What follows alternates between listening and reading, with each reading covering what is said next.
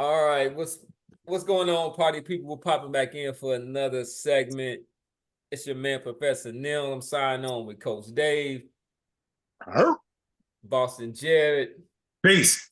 We are Sands, the casual Iran, but we make up the pundits of pugilism. Make sure that you do like and subscribe before we get into this titillating content for the night. So we all are familiar with what happened this weekend during the 5v5 matchup between Queensberry and Matchroom. It was a, however you want to say it, demolition, destruction. He got drugged, but it was by points. It was 10-0 by fighters. It was 5-0 in favor of Queensberry, and we know that the final fight was between Zhang Zhong, who stopped your man Deontay Wilder.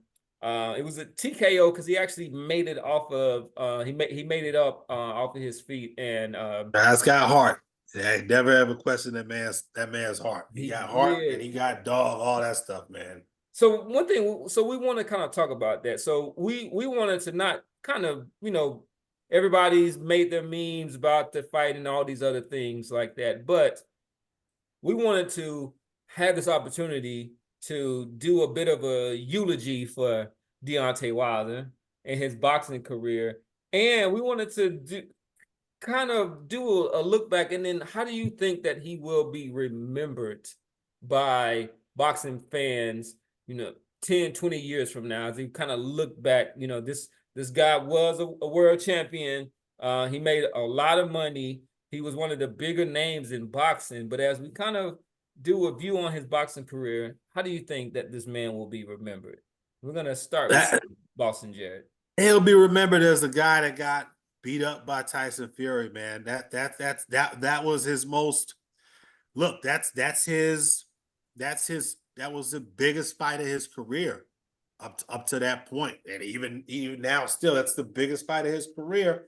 It had the most, attracted the most eyeballs. And that's what he'll be remembered for. He'll be remembered for those Tyson Fury fights. So not for one of the hardest one-punch heavyweight boxers that we've ever seen. No.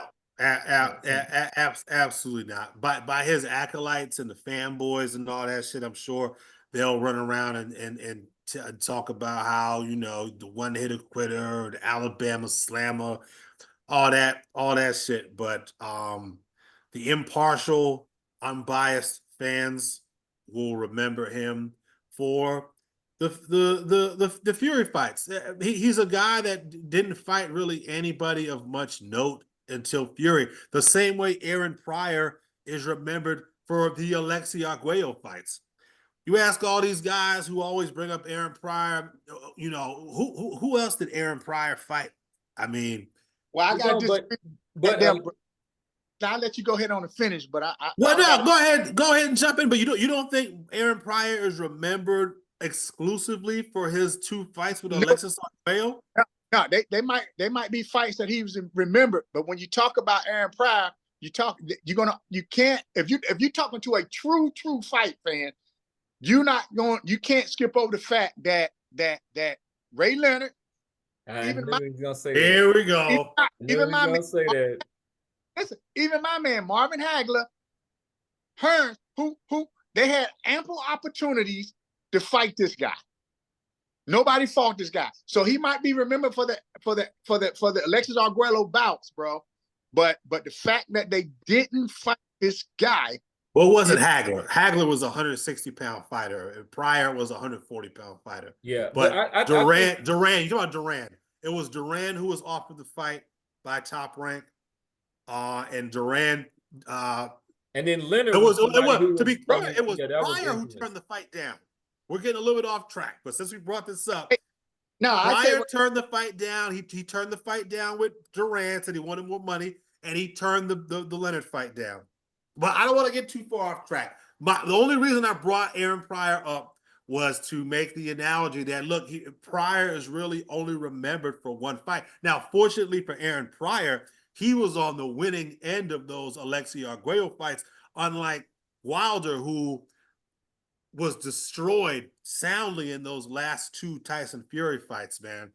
Look, let me say this in closing, because I don't want to linger too much on this. We're a little bit late on this content, particularly for a guy that got into boxing when he did.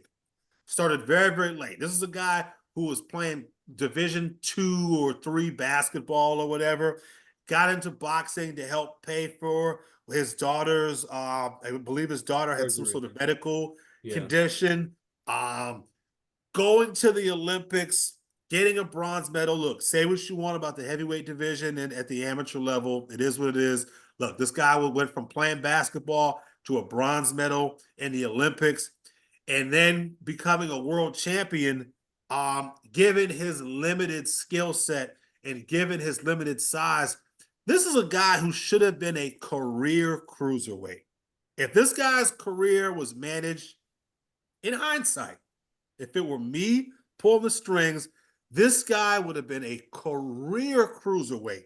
And at the very end of his career, the same way you see Usyk in his mid-30s moving up to heavyweight to fight, Wilder would have moved up for 2 or 3 fights at the heavyweight division at most. If it were me, this guy would have been a career cruiserweight. And look, how he would have done at cruiserweight, I don't know. I don't want to go down that road. I think he would have made. I think he got the most. This guy quarter got of the money. His limited skill set, man. He really got the most out of it. Was his success dictated by and large by some careful matchmaking? Yes. Yes, it was. It's impossible to overlook that, man. But given where this guy started, it's really kind of remarkable, man. Don't be surprised if you see some kind of BET movie or some sort of Lifetime movie come out about this guy in a few years. It's kind of a remarkable story, man. It has everything in a story, good, bad, and indifferent. Really kind of a remarkable story. So one thing I want to say, and I want to pass this to Coach to put it in context. So one of my issues that I had with Deontay Wilder is his almost disdain for the sweet science. He is somebody that's being quoted as to saying that he doesn't believe in the sweet science in there, and you could look at his fights and tell that that was the case. Whatnot, he lacked any kind of footwork, any kind of technique. He was blessed with one punch power, but if you were able to have any kind of footwork or whatnot, you could nullify that power, which Ortiz was able to do, at least for a little while. Ortiz was probably closing in on 50 when he fought Wilder in those 2 fights, but even with his flat-footed self, he was able to kind of neutralize Wilder's power with some minimal movement in there. And I wanted to ask Coach, do you think that if he would have really got rid of the yes men that were around him and really taken to heart of learning the sweet science, understanding that sweet science, do you think that he would have been able to carve out a different path, or do you think that just because of his late state and starting boxing that he was able to kind of maximize his potential? Well, he definitely maximized his potential, you know what I'm saying? But if he would have taken boxing more serious, this cat would have been phenomenal. I don't think he's just going to be remembered by the guy that lost to Tyson Fury. I mean, this cat, he puts me in the mindset of Thomas Hearns in terms of that right hand, bro, has made his mark on boxing. I don't give a damn how you feel about who the opponents was. I mean, and at one point, this cat had literally knocked out everybody in front of him, probably up to his 40th fight or 30th fight. He literally knocked out everybody. So that right hand has made his mark. So he's gonna be remembered by that right hand. The Tyson fights might be there. Thomas Hearns, damn thing you think about that right hand. you know, and how it just dropped folks. You think about the fight with Hagler, you know what I'm saying? And you think about the fights that he had with Leonard. So to me, And Duran. Yeah. Well, that's what I'm saying. The right hand that Duran fits into that because he out of the two, he's, you know, he knocked Duran out. He knocked Duran out. So I'm saying I think Wilder gonna be remembered absolutely for that damn right hand. I think he's gonna absolutely be remembered as, dude, you couldn't box. You just was a one hit pony. But God knows that right hand was ridiculous. I think he's gonna be known for getting his ass whooped by Tyson. Period. That's gonna be key. You know what I'm saying? And those are three things I think is gonna be, you know, overarching. But that man had one of the most devastating right hands, man. One of the most devastating right hands in boxing. If it touched you, you know, and the fourth thing would be the lack of the sweet science, man. Just the lack of the boxing skill. You know what I'm saying? So those are four things I think that's gonna absolutely be that every conversation that you talk to about Deontay Wilder. One of those four things are gonna always come up. I agree. I think that he is forever tied to Tyson Fury, and in a sense, I think that Deontay Wilder was able to even inflate Tyson's Fury's status in the kind of history, because a lot of if you take away Tyson Fury. So I'm exactly. sorry. Yeah, you think you're under? That's a huge understatement.